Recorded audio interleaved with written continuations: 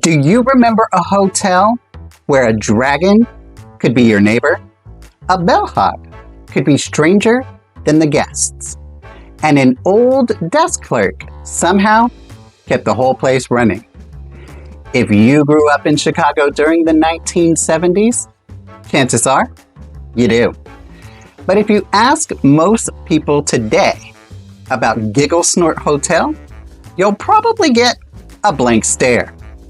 Which is surprising because this quirky, puppet-filled children's series wasn't just popular. It became one of the highest-rated children's programs in WLS-TV history.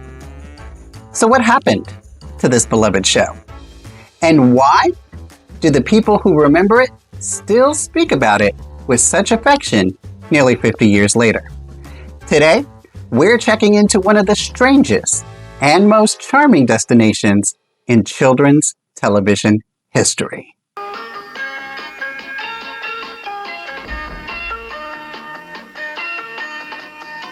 Welcome back, everybody. Today, we're taking a trip back to a television world that many Gen X kids remember fondly, but that history has largely been forgotten.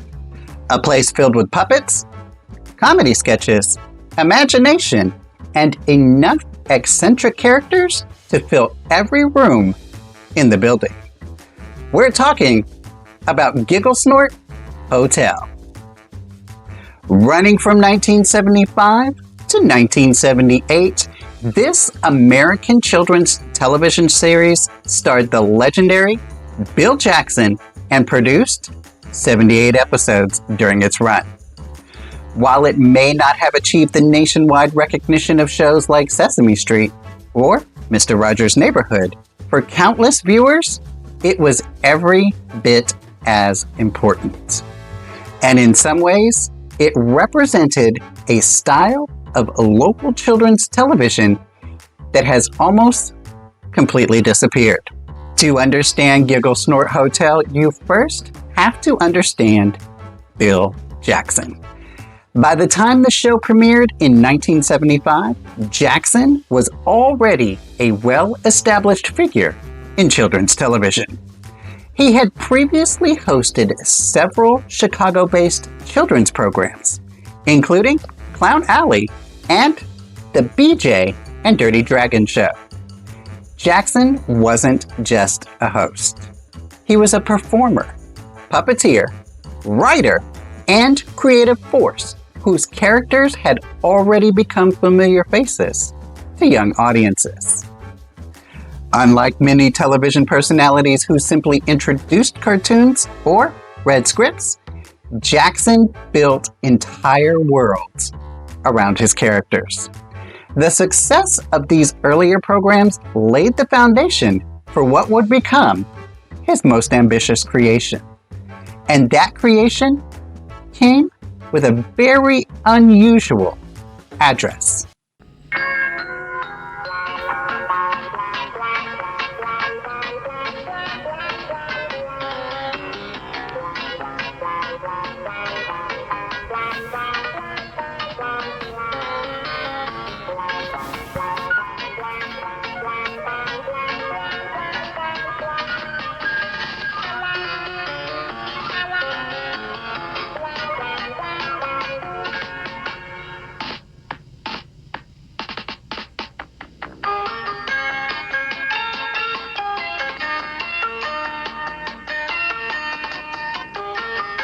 The premise was wonderfully simple.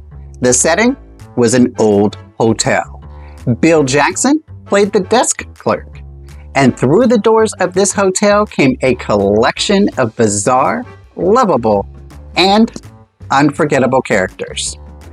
Many had already appeared on the BJ and Dirty Dragon Show. Characters like Dirty Dragon, the Old Professor, Weird the Bellhop, and Old Mother Plumtree all found new life within the hotel's walls. But the show also introduced new residents. Perhaps the most notable was the hotel's owner himself, Old Man Gigglesnort, The hotel became the perfect setting because it allowed virtually anyone or anything to check in. Every room could lead to a new adventure. Every hallway could introduce a new character. Every episode felt like wandering through a building where absolutely anything might happen. And for children watching at home, that unpredictability was part of the magic. Looking back, it's easy to understand why Gigglesnort Hotel connected with viewers. The show was imaginative without being intimidating, funny without being mean-spirited, and strange without being confusing. The puppets weren't polished Hollywood creations. The sets weren't lavish, yet somehow that made everything feel more authentic. There was a handmade quality to the production that made viewers feel like they were part of something special. Many local children's programs of this time shared that same charm. The imperfections became part of the experience. Kids weren't looking for million-dollar special effects. They were looking for characters who felt real. And Bill Jackson excelled at creating exactly that. What's especially fascinating is that Gigglesnort Hotel wasn't just loved by children. Critics also loved it. The program received widespread praise and became one of the highest-rated children's shows in WLS-TV history. That's an impressive achievement considering how competitive children's television was during the 1970s. Success eventually brought something bigger. Syndication. In 1978, Gigglesnort Hotel expanded beyond its local roots and began airing in markets across the United States. Its reach even extended internationally, appearing in Canada, Italy, and Saudi Arabia. What started as a local Chicago favorite had become a worldwide export. Not bad for a quirky little hotel filled with dragons and oddball guests. One reason Gigglesnort Hotel remains so fascinating today is because it came from a television time that barely exists anymore. During the 1950s, 60s, and 70s, local stations frequently produced their own children's programs. These shows reflected the personalities and creativity of the communities that created them. You didn't need a massive corporation behind you. You needed imagination, a few cameras, talented performers, and an audience willing to believe.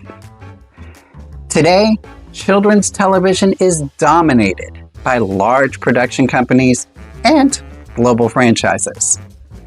While that has produced some fantastic shows, something was lost when local programming disappeared. Shows like Gigglesnort Hotel felt personal. They belonged to the communities that watched them. And that's difficult to replicate. Minty memories, hey, hey, minty memories. One of the things I loved most about shows like Gigglesnort Hotel is how they remind us of a different television experience. Back then, discovering a favorite show felt more special because there wasn't a streaming service waiting to give you every episode on demand. If you missed it, you missed it. You rushed home after school. You planted yourself in front of the television. And for a little while, that strange old hotel became part of your day. Maybe some of you watching right now remember Dirty Dragon. Maybe you remember Weird the Bellhop. Or maybe this is your first introduction to the series entirely. Either way, it's amazing how these old programs continue connecting generations decades later. Like all great television eras, eventually, this one came to an end. But Bill Jackson never forgot the characters he created. In 1995, he donated his original puppets to Chicago's Museum of Broadcast Communications, helping preserve an important piece of television history. For longtime fans, it marked the end of an extraordinary chapter in children's entertainment. But it also served as a reminder of the impact these characters had made. Even decades after leaving television, people still cared. People still remembered. And people still showed up. Let's rate this show. Minty rating. Oh yeah! Minty rating. It's time. As a piece of children's television history, Gigglesnort Hotel gets a solid 5 out of 5 mint leaves. Not because it was the biggest show, not because it changed television forever, but because it perfectly represents a special time when creativity, puppetry, and local television combined to create something unforgettable. It's a time capsule of childhood imagination, and those are worth preserving. Gigglesnort Hotel may not receive the same attention as many classic children's programs, but its legacy remains important. It showcased the talents of Bill Jackson. It entertained generations of young viewers, and it demonstrated how powerful local television could be when creators were allowed to simply be creative. For those who grew up with it, the hotel never really closed.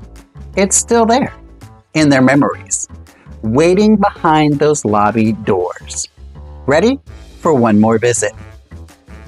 So tell me down in the comments, did you watch Gigglesnort Hotel growing up?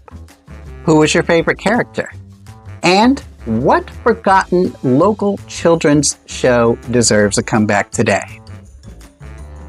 If you enjoyed this trip down memory lane, be sure to like, subscribe, and ring that notification bell.